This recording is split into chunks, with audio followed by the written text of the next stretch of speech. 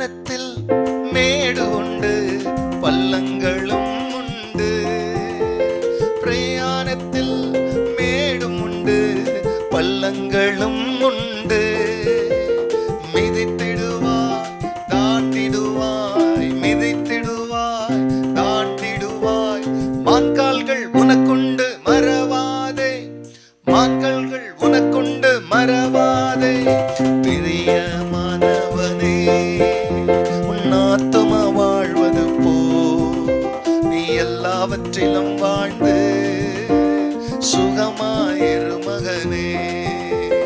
பிரியமானவளே, உன் ஆத்துமா வாழ்வது போ, நீ எல்லாவற்றிலும் வாழ்ந்து சுகமாயிரு மகளே.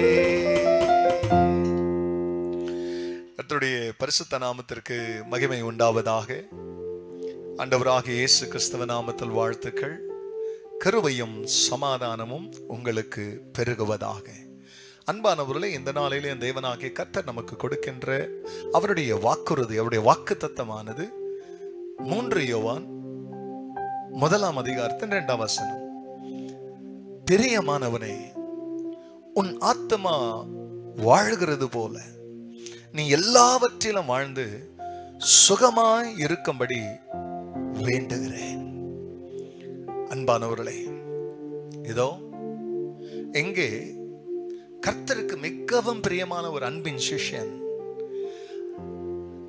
அவர் எங்கே தன்னுடைய நிருபத்தில் சபைக்கு அவர் அட்ரஸ் பண்ணும் பொழுது அவர் எப்படியா பிரியமான வாழ்த்துரை கொண்டார்? பிரியமானவனே, பிரியமானவர்களே.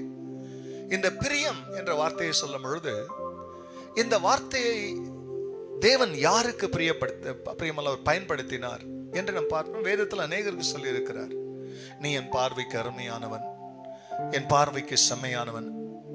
நான் இயேசு கிறிஸ்து கிட்ட வரும் பொழுது இவர் என்னுடைய நேசகுமாரன், இவரில் நான் பிரியமாய் இருக்கிறேன், அல்லது பிரியமான குமாரன். இப்போ பிரியமானவருக்குள் நம் எல்லோரையும் பிரியமானவர்களாய் மாற்றிக்கொண்டார் என்று we become the beloved in the beloved. இத பவுல் எழுதுவார். இப்போ இந்த பிரியமானவர்களுக்கு பிரியமான தேவனுடைய பிரியமான ஊழியக்காரன் எழுதுகிறார். பிரியமானவனே, உன் ஆத்துமா வாழுகிறது போல நீ எல்லாவற்றிலும் வாழ்ந்து சுகமா இருக்க நான் உனக்காக ஒன்றை செய்கிறேன், உனக்காக நான் வேண்டிக் கொள்கிறேன்.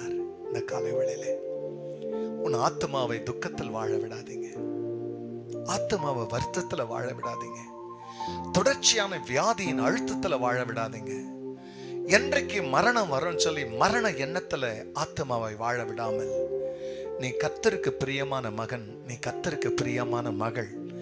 ஆகையால் அந்த பிரியமான தேவன் உன்னை பிரியமானவள் என்று அழைத்து உன் ஆத்துமாவை நீ சுகத்தால வாழ விடுவாயானால் இப்பொழுது உன் சரீரத்திற்கு சுகம் பாய்ந்து செல்ல நான் உனக்காக ஜெபிக்க போகிறேன் என்று வேண்டிக் கொள்கிறேன் என்று யோவான் சொன்னது போல இப்பொழுது உங்கள் சுகத்திற்காக நானும் வேண்டிக் கொள்கிறேன். கண்களை மூடினவர்களாக தெய்வத்தை நோக்கி பார்ப்போம். அன்பின் பரலோக பிதாவே, எங்களில் ஒருவராகிலும் வியாதியாய் இருப்பது உமக்கு பிரியமல்ல. நாங்கள் காலத்துக்கு முன்னால் மரித்து போவது உமக்கு பிரியமல்ல. நாங்கள் நித்திய மரணமாகிய நரகத்திற்குள் போவது உமக்கு பிரியமல்ல. அதனால் தான் பிரியமானவராகிய இயேசுவை எங்களுக்காய் சாக ஒப்பு கொடுத்தீர். யாரெல்லாம் வியாதியின் பிடியிலே சிக்கி சுகம் வராதா என்று ஒவ்வொரு நாளும் கலங்கி கொண்டிருக்கிற, பயந்து கொண்டிருக்கிற இந்த அன்பான உடைய ஜனத்திற்காக வேண்டுதல் செய்கிற இந்த வேளையிலே சுகம், யெகோவா ராஃபிகா, உங்க தழும்பின் வல்லமை, ஆவியானவரே உங்க உயிர்ப்பிக்கிற வல்லமை, பிதாவே உமது அன்பின் வல்லமை தமது ஜனத்திற்கு சுகத்தை உண்டாக்கட்டும். அதற்கு அவர்கள் சாட்சிகளாய் திகழட்டும். தேவன் ஜெபத்தை கேட்டதற்காக நன்றி. அப்படியே செய்ததற்காக ஸ்தோத்திரம். எல்லா மகிமையும் கர்த்தர் நீர் எடுத்துக் கொள்ளும். நல்மீட்பர் இயேசுவின் நாமத்தில் வேண்டிக் கொள்கிறேன் பிதாவே. ஆமென், ஆமென். பிரியமானவனே, உன் ஆத்துமா வாழ்வது போ நீ எல்லாவற்றிலும் வாழ்ந்து சுகமாயிரு மகனே. God bless you. அப்படியே சுகமா வாழுங்க. மறக்காம இதை மற்றவர்களோடு கூட பகிர்ந்து கொள்ளுங்கள். அவர்களையும் கர்த்தர் ஆசீர்வதிக்கட்டும். ஆமென்.